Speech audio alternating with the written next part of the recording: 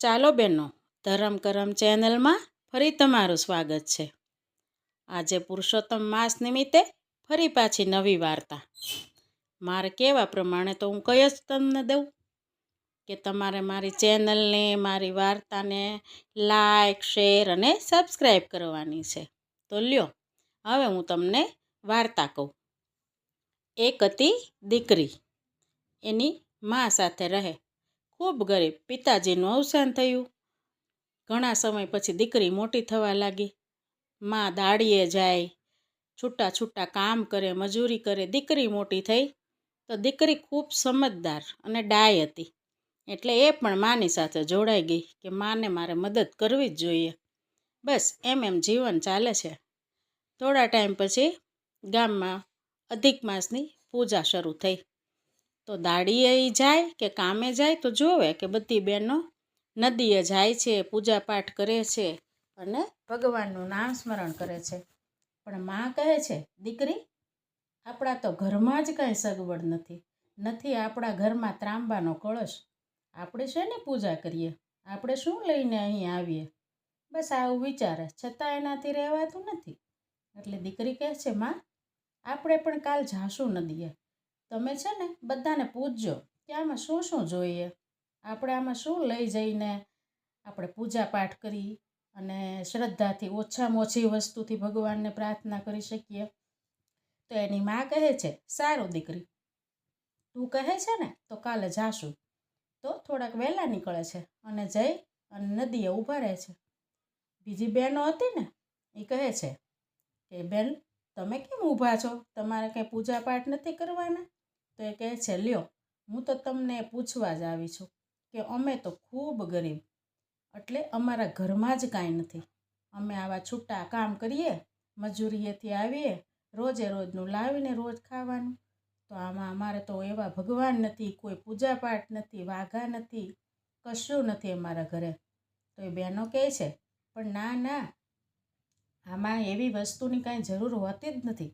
આપણું મન ચોખ્ખું હોય ને તો ઓછામાં ઓછી વસ્તુથી પણ કોઈની વસ્તુમાં આપણે હાથ અડાડી દઈએ તો પણ ભગવાન સ્વીકારી લે છે. તો પણ હું તમને એવું કહીશ કે આપણે કોઈને શું કામ હાથ અડાડવો? આપણી આગળ કાંઈ ન હોય તોય તમે અહીંયા નદીએ આવો, તમે અહીંયા સ્નાન કરી અને ખોબાથી જ તે તમે સૂર્યનારાયણને જળ ચડાવો, ખોબાથી જ તમે પુરુષોત્તમ રાયનું નામ લઈ અને મનમાં પીપળાનું સ્મરણ કરી અને તમે એને જળ ચડાવો. બસ બહુ થયું. છતાંય તમને એમ થાય કે તમારે કાંઈ કરવું છે તો હું અહીં રોજ છું. તમે તમારે કાલે વહેલા આવજો. મા દીકરી બધુંય મારી પૂજામાંથી કરજો. બસ જ્યારે ભગવાનની દયા થવાની હોય તો બધું મળી રહે. કારણ એ કે એની સાચી શ્રદ્ધા. દીકરી કહે છે, જોયું માં, આપણી ઈચ્છા હતી ને તો ભગવાનને કોઈ ગરીબ, કોઈ અમીર હોતું જ નથી. એને તો એના મન બધાય સરખા. આ બધું આપણને એણે કરી દીધું. બસ બીજે દિવસે સવારમાં તો મા દીકરી વહેલી ઉઠી, વસ્ત્ર લઈ અને પહેલાં નદીએ જાય છે. ત્યાં સૌની સાથે સ્નાન કરી ભીના કપડે જ નદીમાં ઊભા ખોબાથી ખૂબ અંતર્મનથી પ્રાર્થના કરી અને જળ ચડાવે છે પીપળાને અને સૂર્યનારાયણને. ઘરે આવે અને પાછો એના મનમાં એમ થાય કે બધાના ઘરે તુલસી હોય હો બેટા, આપણે એક તુલસી વાવી દઈએ. આપણા ઘરે તુલસીના વન હોય, શાળીગ્રામની પૂજા હોય, તો 12 માસે આપણે તો પુરુષોત્તમ માસ. આપણા જેવા ગરીબ કદાચ આ રોજ ન પણ કરી શકે તો આપણે તો હાલતા જઈએ, જળ ચડાવતા જઈએ. તો દીકરી કહે છે, હા સાચી વાતમાં. બસ એમ કરતાં તુલસી વાવે છે. ચોમાસાનો સમય હોય એટલે જલ્દી તુલસીમાં તો ઉગી ગયા. નીચે એક કાળો પથ્થર એમનેમ રાખી દે છે અને એને એમ છે, આ તો અમારે વિષ્ણુ ભગવાન. અને ખરેખર વિષ્ણુ ભગવાનનો વાસ એમાં હોય જ તે. એટલે એની પૂજા કરે છે. નદીએ જવાનું તો નક્કી થઈ જ ગયેલું છે એટલે રોજ ત્યાં પણ જાય છે. બસ આમ જ અધિક માસ પૂરો થયો અને છેલ્લા દિવસે એણે અંતર્મનથી પ્રાર્થના કરી કે બધા કહે છે ને કે ખાલી કહીએ તોય આવે અને કહીએ તોય બધું થાય. એટલે તમને આજ હું એમ કહું છું કે પ્રભુ, આજે આ અધિક માસનો છેલ્લો દિવસ છે એટલે તમે અમારા ઉપર કૃપા કરજો, અમારા ઘરે પધારજો અને અમારા ઉપર દયા કરજો. હું કંઈ કોઈને જમાડું, દાન દક્ષિણા કરું એવી મારી આગળ કોઈ પરિસ્થિતિ નથી. તો એ ભગવાન અમને માફ કરજો. બસ પાછું એનું રોજનું કામ એ પ્રમાણે તો જાય છે. થોડા દિવસ થયા આમ જ એમ કરતાં તો દીકરીને જાણે પુરુષોત્તમ ભગવાન ફળ્યા. એના ઘરે એક માગું આવ્યું. માને એમ થાય છે હવે હું અહીંયા ક્યાં સુધી દીકરીને રાખીશ. એટલે એને એમ થયું કે લાઈને દીકરીને પરણાવવી તો પડશે જ. તો બધું બરાબર હતું. પછી એણે દીકરીની સગાઈ કરી દીધી. ધીમે ધીમે લગ્ન નક્કી થયા. તો ગામ લોકોની બધી જ મદદ લઈ બધું પ્રેમથી માગી અને દીકરીને તોય એણે ધામધૂમથી પરણાવી દીધી. દીકરી સાસરે ગઈ ત્યાં થોડીક ગરીબાઈ, પણ માના સંસ્કાર સારા ને, ધર્મ પૂજા કરેલી ને, એટલે દીકરી એમ માને છે આપણે ઘરે ક્યાં અમીર હતા, અહીંયા જે છે એ જ ન્યા હતું, મારે તો આ નિભાવવું જ રહ્યું હવે.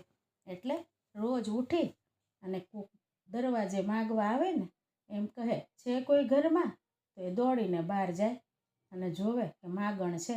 એટલે આ ખોબો ભરીને ચોખા આપ્યા, આ ચોખા ન હોય તો ઘઉં આપ્યા.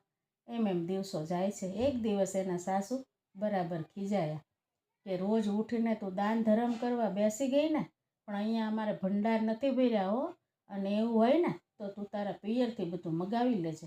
દીકરીને ખૂબ મનમાં દુઃખ થાય છે. અરે ભગવાન, ધર્મમાંય આવું સાંભળવાનું, એ તો મારા કેવા કરમ. પણ પાછી કહે છે નહીં પ્રભુ, મારે તો આ સાસરી નિભાવવાની છે. એના પતિને પણ કંઈ ખબર પડવા દે નહીં. એમ કરતાં કહે છે લ્યો વહુ, આજે તો ચોખા રાંધો અને દાળ બનાવો, બાકી તો આપણે બધું રોજ ખાતા હોઈએ. વહુ તો રસોડામાં જાય છે, મનમાં એમ વિચારે છે ચોખા તો છે પણ દાળ ક્યાંથી કાઢું. પાછું જ્યાં ત્યાં ગોતે છે, ચપટી દાળ નીકળે છે. ભગવાનનું નામ લઈ અને ઓરે છે તો એ દાળ તો જાણે કે ભગવાનની ઈચ્છા જ એવી છે અને એના ઉપર દયા થવાની છે, તો આખા ઘરને થાય ને એટલી દાળ બની ગઈ. ત્યારે એને થયું નહીં મારું કરેલું જાતું નથી, મને ભગવાન રજૂ થયા જ છે. એટલે બધા ખૂબ શાંતિથી દાળ ભાત ખાય છે. એમ કરતાં એક દિવસ એવું થયું કે પાછા એને સાસુમાં કહે છે કે વહુ આજે પાછા દાળ ભાત બનાવો. દીકરી અંદર જાય અને જુએ છે તો ચોખા તો હતા જ તે, એના એ ભાત બનાવે છે અને એમ વિચારે છે કે હવે હું શું કરીશ, આજ તો દાળનો દાણોય નથી ઘરમાં, હવે કેમ કરીશ. પછી ત્યાં ઊભી ભગવાનને પ્રાર્થના કરે છે કે ભગવાન, હું આમાં એક વાટકો ઘઉં નાખું છું, જો મેં મારા સાચા મનથી ક્યારેય તમારું એકવાર એ નદીએ નામ લીધું હોય ને તો આ ઘઉં દાળ બની જાય અને એને તમે દાળ જ બનાવી દેજો. ભગવાન તો ખૂબ દયાળુ છે, દીકરીની લાજ રાખવી એ ભગવાને પણ નક્કી કર્યું, એટલે એ પણ દાળ બની ગઈ. બસ આમ દિવસો જતા રહ્યા. ધીમે ધીમે એવું આવ્યું એક દિવસ ઘરમાં કાંઈ જ નથી, કોઈ વસ્તુ ખાવા પીવાની નથી. ત્યારે એના સાસુનો એના ઉપર ત્રાસ ચાલુ થાય છે કે ઘરમાં તો બધું ખૂબ હતું, પણ આ એવા પગની તે આપણે વહુ લાવ્યા ને કે બધાને દાન દક્ષિણા આપી અને ઘરને ખાલી કર્યું. લ્યો હવે તો ઘરમાં ચારે ખૂણા ખાલી, આપણે શું ખાશું, હવે આને આપણે માગવા મોકલવી જોઈએ. પણ દીકરી તો એક બાજુ બેઠી ખૂબ રોવે છે, બધું સાંભળે છે. એમ કરતાં એના પતિ જમવા આવે છે. એટલે સાસુમાએ તો એના વહુ વિરુદ્ધ એને ચડાવી અને બધી વાત કરી. પતિ તો ત્યાં રસોડામાં જાય છે, પાટું મારીને ચૂલો ભાંગી નાખ્યો. દીકરી તો પોકે રોવે છે અને કહે છે હે ભગવાન, આ શું થઈ ગયું બધું, આ ચૂલાનું અપમાન, અન્નદેવનું અપમાન, અગ્નિદેવનું અપમાન, મારી નજર સામે મારે આવું જોવાનું. પ્રભુ, મારી લાજ રાખો, મારી માની ભક્તિની લાજ રાખો. બસ પછી એમ કરતાં એક ડોશીમાં આવે છે અને કહે છે કોઈ ઘરમાં. પાછી સાસુ કહે છે જોજે હો બહાર ન જાતી, અમથું એ કાંઈ વધવા દીધું નથી. પણ દીકરીથી તો રહેવાય જ નહીં, એ એના સંસ્કાર. એટલે બહાર જાય છે તો ડોશીમાં તો એકલા નથી, એની હારે તો દાદા છે. તો કે આવો તમે મારા ઘરે આવો, તમને હું બેસાડું. પછી એને અંદર લઈ જાય છે અને બેસાડે છે. પછી કહે છે કેમ દીકરી, તારું મોઢું જોઈને તો એવું લાગે છે તું બહુ દુઃખી હોય એવું. સાસુ તો ચટકો કરીને બહાર નીકળી જ ગઈ હતી. તો દીકરી કહે છે હા, મારી આવી પરિસ્થિતિ ઊભી થઈ છે અને મારી ખૂબ પ્રાર્થના છે ભગવાનને, પણ તમે માડી દાદા મને એવા આશીર્વાદ આપો ને કે તમે અહીંયા આવ્યા મને ખાલી હાથે જાઓ, એવું મારાથી ન થાય. તો તો તમે એવા મને આશીર્વાદ આપો કે હું આવા બધા કામમાં સફળ રહું. તો દાદાને માળી કહે છે, કાંઈ વાંધો નહીં, ક્યાં ભાંગી નાખ્યો છે ચૂલો, લાવ, હું તો વર્ષો વર્ષ અમારે ચૂલા હાથે જ બનાવું છું. એટલે અંદર જાય છે, એ જ માટી અને એ જ ગારો લઈ એમાં પાણી નાખે છે અને સરસ મજાનો ચૂલો બનાવે છે. પછી કહે છે, લે દીકરી, આ અમારી જોડીમાં એક તપેલી છે, એ તપેલી હું તને આપીને જાઉં છું. આ તપેલી તારે છે ને ચૂલે મૂકવાની, મૂકી અને તારી જે ઈચ્છા હોય ને એ એમ કહેવાનું કે આમાં આ રસોઈ બની જાય. પછી તારે જે બનાવવું છે ને એ બનશે. લે, અમે તને એવા આશીર્વાદ આપી છે. કોઈ દુઃખીને આશીર્વાદ મનથી આપીએ ને તો એ ફળી જ જાય. એટલે અમને આ ભગવાન જ બોલાવતા હશે અમારા મોઢેથી. દીકરી તો એને પગે લાગે છે, ખૂબ રાજી થાય છે. પછી એને કહે છે, તો તમે જ રોકાઈ જાઓ ને, હું તમને જમાડી જ દઉં. તો કે ના ના ના, અમે ક્યાંય જમતા નથી, બસ ક્યાંય થાકી જાય એટલે કોઈના ઘરે વિસામો કરી પાણી પી અને હાલતા થાય. આમ જ એ તો વયા જાય છે. થોડી વાર થાય, સાસુમાં તો આવે છે કે શું દીધું તે ઘરમાં, કારણ કે કાંઈ નથી એ તો એને ખબર છે, પણ એવો મેણો માર્યો એણે. તો દીકરી કહે છે, દીધું નથી, આજ તો ભગવાને મને દીધું, એને મેં દીધું નથી પણ આજ મને ભગવાને દીધું. સાસુ તો 2 વાર સાંભળી ગઈ ને વાત, તો કે શું દીધું તને એણે? એના મોઢા જોઈને કાંઈ લાગતું નહોતું, ભિખારી જેવા તને શું આપતા હતા? તો કે નહીં નહીં માડી, અહીંયા આવો, સાસુમાં અંદર આવો તમે. એટલે એણે કહ્યું, જો આ ચૂલો બનાવી દીધો અને આ તપેલી આપી છે. એણે એમ કહ્યું, આમાં તારી જે ઈચ્છા હશે ને એ રસોઈ બનશે અને તારે જેટલી બનાવવી હશે ને એટલી બનશે. તો કે એમ, એના તો મારે પારખ્યા જ કરવા રહ્યા. એટલે કહે છે, ઠીક ઠીક, તો લે, આજ તો લાપસી, ચોખા અને દાળ બનાવ. હું બેઠી છું બહાર, જોઉં છું તારા ભગવાન કેવા પડે છે. દીકરી તો ખૂબ ખુશ છે, કારણ કે પવિત્ર મન અને શ્રદ્ધા. પછી અંદર જઈને કહે છે, હે ભગવાન, આજ તો સાસુમાની ઈચ્છા પૂરી કરજો, મારા ઘર પરિવારને એકદમ શાંતિથી ભોજન મળે ને એવા આશીર્વાદ આપજો. મારે લાપસી અને ચોખાને દાળ બનાવવા છે. ત્રણેય વસ્તુ અલગ અલગ ઈચ્છા કરીને મૂકે છે ને, તો આખા ઘરના ખાઈને એનાથી ડબલ વાર થાય એટલું બન્યું. ઓહોહો, કેવા સાસુમાં તો રાજી. વહુના એ તો પગમાં પડી ગયા ને કહેવા લાગ્યા, હો, તારી શ્રદ્ધા અને તારું મન ખૂબ પવિત્ર હતા, પણ હું તને ઓળખી ન શકી, કારણ કે મેં તો ધર્મ, નિયમ, તપ, જપ કશું કર્યું નથી, ક્યારેય કોઈ પૂજા પાઠ કર્યા નથી.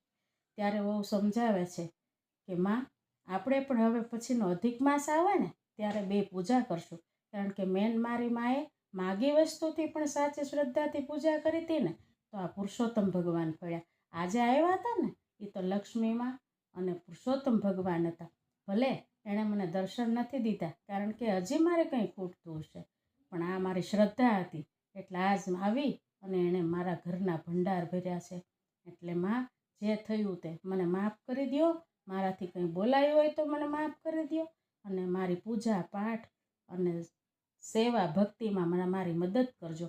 સાસુમાં તો ખૂબ રોતા રોતા દીકરી બનાવી લે છે એને, અને બસ ભગવાન તો ભગવાન હોય છે. નાની નાની વાતની હું બધી વાર્તામાં કહું છું ને, નાની નાની વાતમાં ભગવાન આપણું ધ્યાન રાખતા જ હોય છે, પણ ક્યારેક આપણે કંઈ ખૂટતું હોય તો આપણે વાર લાગે છે. બાકી ભગવાન ક્યારેય ભક્તને હેરાન ન કરે, ભક્તને દુઃખી ન જ થવા દે. તો લ્યો બહેનો, મને એવું લાગે છે આજની આ વાર્તાય તમને ગમી હશે. તો ફરી પાછી કહું છું, હો, મારી વાર્તાને, મારી ધરમ કરમ ચેનલને લાઈક, શેર અને સબસ્ક્રાઈબ કરજો. તો લ્યો બહેનો, જય શ્રી કૃષ્ણ, જય પુરુષોત્તમ ભગવાન.